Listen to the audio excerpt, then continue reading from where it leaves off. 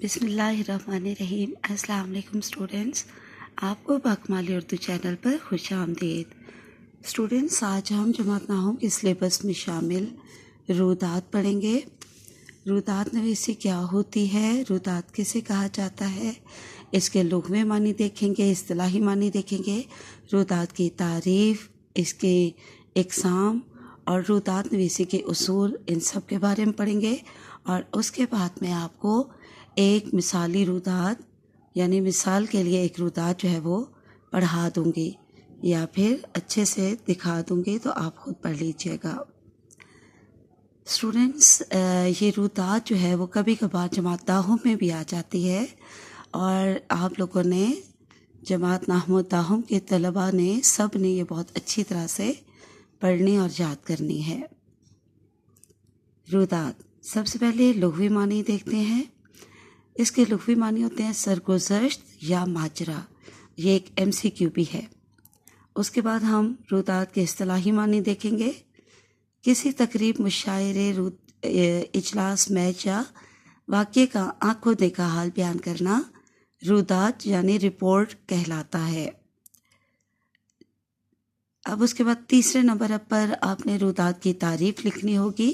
جب حصہ قواعد میں آپ سے پوچھا جائے رودات نویسی کسے کہتے ہیں، تو آپ نے پہلے تعریف ہی لکھنی ہے، لیکن تعریف میں آپ نے پہلے لغوی معنی اور اصطلاحی معنی لکھنے ہیں، ٹھیک ہے؟ یہ اصول وغیرہ جو ہے وہ بعد میں آئیں گے۔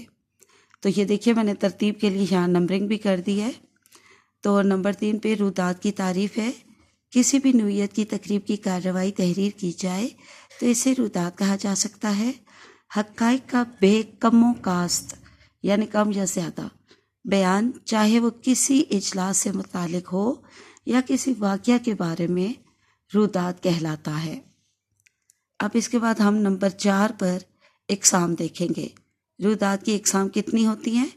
رودات عموماً 3 طرح کی ہوتی ہے، یعنی 3 اقسام کی ہوتی ہے۔ نمبر 1، کھیل کے میدان کی رودات۔ نمبر 2، ہال یا کمرے کی رودات۔ نمبر 3، سفر کی رودات۔ اب آ جائیں گے ہم نمبر 5 کی طرف کہ رودات نویسی کے اصول۔ جب بھی رودات لکھنی ہو تو اس میں کون سے اصول جو ہیں وہ ہمیں مد نظر رکھنے ہوں گے۔ رودات نویسی کے لیے درج ذیل اصولوں کی پیروی کریں۔ نمبر 1، آغاز موضوع کی مناسبت سے تعارفی ہو، ٹھیک ہے؟ آغاز تعارفی ہونا چاہیے، جس موضوع پر لکھ رہے ہیں اس کے مناسبت سے ہونا چاہیے۔ نمبر 2، دن، تاریخ، مہمان خصوصی، صدارت، نقابت کا ذکر کریں۔ نمبر 3، آنکھوں دیکھی کارروائی ترتیب سے بیان کریں۔ بالکل ترتیب ہونی چاہیے، کب شروع ہوا، درمیان میں کیا کیا کارروائی ہوئی اور اختتام کیسے ہوا، بالکل ترتیب سے لکھنا ہے۔ اور اپنی آنکھوں دیکھی کسی تقریب کی آپ نے کارروائی جو ہے نا، اس کا حال بیان کرنا ہے۔ خیال رہے کہ آپ آنکھوں دیکھا حال بیان کر رہے ہیں، یہ مضمون نہ لگے، واقعیت ہو، یعنی جو آپ نے دیکھا ہے اس کو واقعے کے طور پر بیان کریں، مضمون مت بنا دیں اسے۔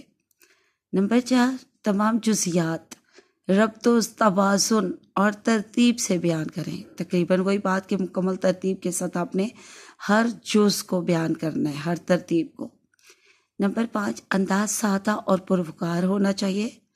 نمبر 6، مشاہدہ گہرا اور انداز اچھوتا ہونا چاہیے، یعنی جس تقریب کا بھی حال آپ بیان کر رہے ہو، اس کی کارروائی کو آپ بیان کر رہے ہو، اس کو بالکل گہرے مشاہدے کے ساتھ، مکمل واقفیت کے ساتھ لکھیں اور ایک بالکل الگ سا انداز اپنائیں، ٹھیک ہے؟ نمبر 7، عام طور پر رودات نادیدہ موضوع پر لکھنے کو دی جاتی ہے، یعنی کہ آپ کے لیے وہ ان سین بھی ہو سکتا ہے، نادیدہ ہو سکتا ہے۔ ذہن میں پہلے نکات مرتب کریں، پھر مندرجہ بالا اصولوں کے مطابق لکھیں۔ تو بیٹا جتنے عنوانات پہ آپ لوگ جو ہے وہ پڑھ سکتے ہیں پڑھ لیں، تاکہ آپ کا نالج بڑھ جائے۔ بہت سارے موضوعات پر آپ نے رودات پڑھی ہوگی، تو زیادہ تر انہیں میں سے ہی آ جائیں گے۔ میں بھی آپ کو جتنی روداتیں کرواؤں گی وہ فیڈرل بورڈ میں موسٹ ریپیٹڈ جو ہوں گی وہی عنوانات آپ کو کرواؤں گی۔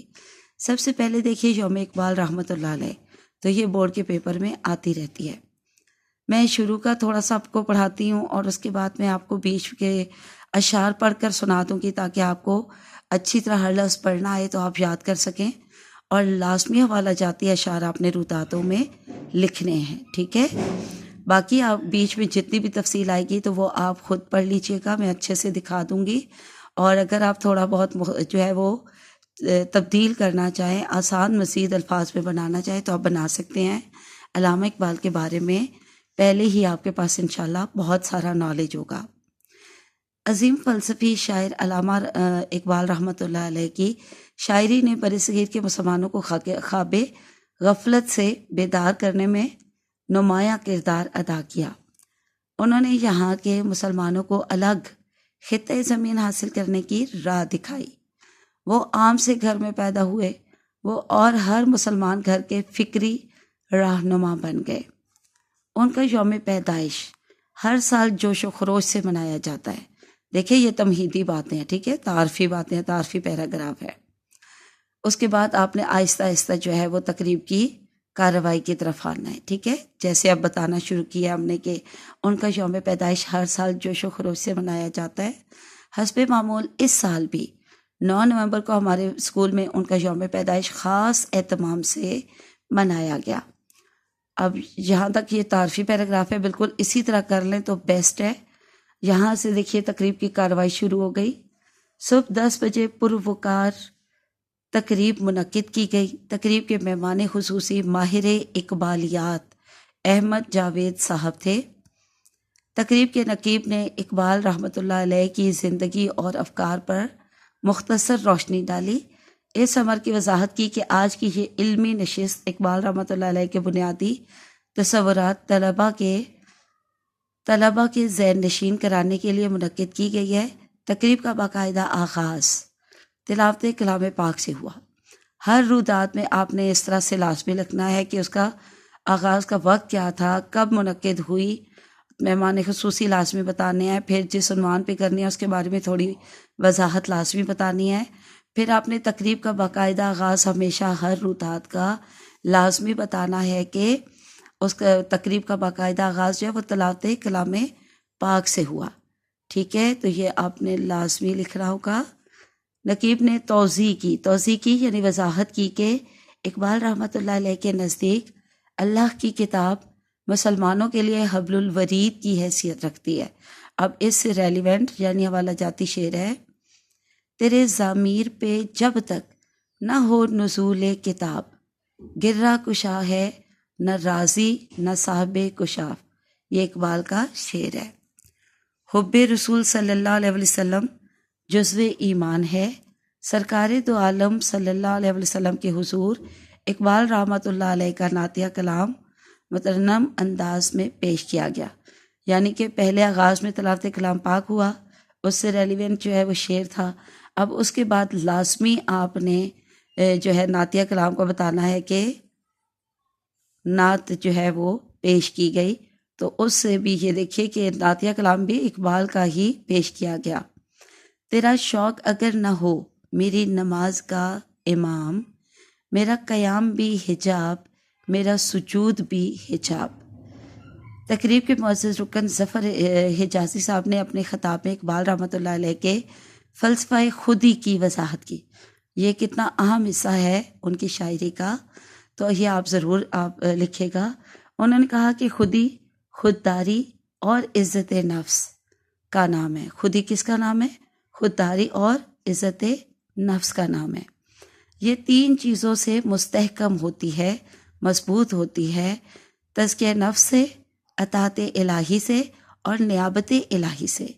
مسلمانوں کے زوال کی وجہ یہ ہے کہ مسلمان عصر حاضر میں اس خودی سے محروم ہو چکے ہیں جو ہمارے اسلاف کا خاصہ تھی۔ خودی سے مرد خود آگاہ کا جلال و جمال، کہ یہ کتاب ہے باقی تمام تفسیریں۔ اب میں باقی بیچ میں جتنی وضاحتیں لکھی وہ نہیں پڑھوں گی، وہ آپ لوگ خود پڑھیے گا، میں باقی آپ کو دکھاتی ہوں اور صرف اشعار پڑھتی جاؤں گی، تو یہ آپ باقی خود لکھتے جائیے گا۔ الفاظ کو آپ آسان الفاظ میں کر سکتے ہیں۔ آگے شعر: شاہین کبھی پرواز سے تھک کر نہیں گرتا، پردم ہے اگر تو نہیں خطرہ افتاد۔ اس کے بعد یہ لکھنا ہے آپ نے، یہ راز کسی کو نہیں معلوم کہ مومن قاری نظر آتا ہے، حقیقت میں ہے قرآن۔ پھر آپ نے یہ وضاحت لکھنی ہے۔ اس کے بعد اگلا شعر ہے، نقش ہے سب ناتمام خون جگر کے بغیر، نغمہ ہے سودائے خام خون جگر کے بغیر۔ تو یہ آگے اس کے بعد یہ وضاحت۔ پھر شعر دیکھیے، جب عشق سکھاتا ہے آداب خود آگاہی، کھلتے ہیں پیش ہے یہاں پہ، کھلتے ہیں غلاموں پر اسرار شہنشاہی۔ تو یہ کھلتے لفظ ہے، پیش لگا دیتی ہوں، ٹھیک ہے۔ تو یہ آپ نے اختتامی کلمات پڑھنے ہیں، اور آخر میں ضرور بتانا ہے کہ جو تقریب کے شرکا تھے ان کی چائے اور دیگر لوازمات سے تواضع کی گئی۔ تو یہاں تک آپ نے اختتام کرنا ہے، ٹھیک ہے۔ آج کے لیے اتنا کافی ہے۔ اللہ حافظ اینڈ فی امان اللہ۔